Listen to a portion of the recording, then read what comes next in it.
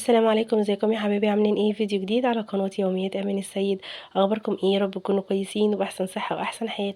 ايه رايكم بقى في الكيكه القمر دي؟ قطعه جاتوه بابسط المقادير واسهل طريقه وخطيره، وكمان من غير فرن، في الميكرويف، وحاجه كده بسرعه جدا. معايا هنا كوبايه لبن، كوبايه سكر، نص كوبايه كاكاو، وكوبايه زيت بس يكون نوع زيت نضيف، وبيضتين، وفانيليا، ومعلقه بيكنج باودر، وذره ملح، وكوبايه واحده دقيق. اتفقنا. هنحط مكونات ايه في الخلاط؟ كوبايه السكر مع نص كوبايه الكاكاو مع كوبايه اللبن ومع كوبايه الزيت. نديهم ضربه كويسه كده في الخلاط. معانا في البوله هنحط كوبايه الدقيق وذره الملح والبيكنج باودر. اوكي. هنا بقى ضربت الخليط كويس قوي، بصوا قوامه ناعم وبيلمع وخطير. هاخد منه كوبايه واحطها في التلاجة. على فكره كمان لما بتتحط بتتقل اكتر من كده. تمام. اهم حاجه ما تنسوش الاشتراك واللايك والشير، وتصلوا على النبي عليه افضل الصلاه والسلام. هبتدي بقى انزل بالبيضتين، وانزل بالفانيليا، باكيتين فانيليا لو هتحطي فانيليا باودر. لو فانيليا سايله معلقه صغيره، لان الفانيليا السايله بتمرر لو كترتي منها. اوكي. انا بحط معاكم الفانيليا. بصوا بقى، جاتوه كده نفسكم في حاجه مسكره وخلاص مش قادرين، في 5 دقايق بالظبط.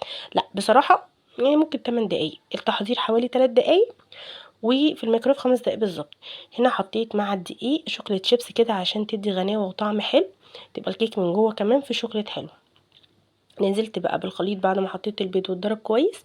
نزلت على المقادير الجافه اللي انا قلت لكم عليها، وابتدي ايه، آه اجنس كده واخلط المقادير كلها مع بعض. تقلبي كويس لغاية لما الدقيق الابيض ده يروح. انا اللي حطيت في الخلاط حوالي ربع كوباية مية، خدت بيهم بقيت كمية الصوص كده اللي في الخلاط، ونزلت بيه على الدقيق تاني، وكان ده كده خلاص. قوام الخليط بصوا ناعم وخطير وتحفة. انزل بقى كل الكميه اللي عندي، وابتدي اسوي وشها كده عشان ما تقبش مني في النص. هي كده كده اصلا الكيكه بتاعه الميكرويف دي خطيره جدا، وبتبقى كلها سوا واحد وهشه واسفنجيه، كانك عامله كيك اسفنجي بالظبط. بنحطه في الميكرويف 5 دقايق برضو، بالكتير بالكتير قوي.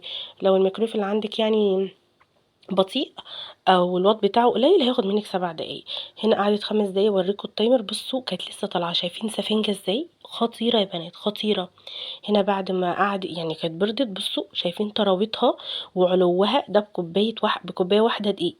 بصراحه كيكه منجزه جدا، ومن اكتر الكيكات اللي بتنفعني قوي لو جالي ضيف فجاه وعايزه اعمل حاجه بسرعه واقدمها، بجد بتبقى خطيره، وكمان بتتقدم سخنه او دافيه، بتبقى طعمها تحفه.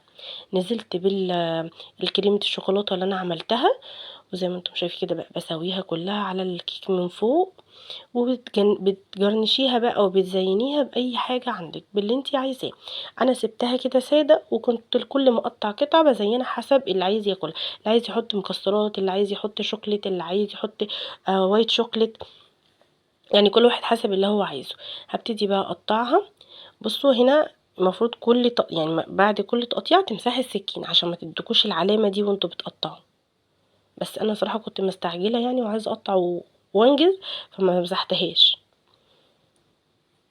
لو عايزين يعني الحاجه بيرفكت قوي، بصوا يا بنات عاليه ازاي، خطيره بجد، واسفنجيه بطريقه مش طبيعيه، ولون الشوكليت تحفه.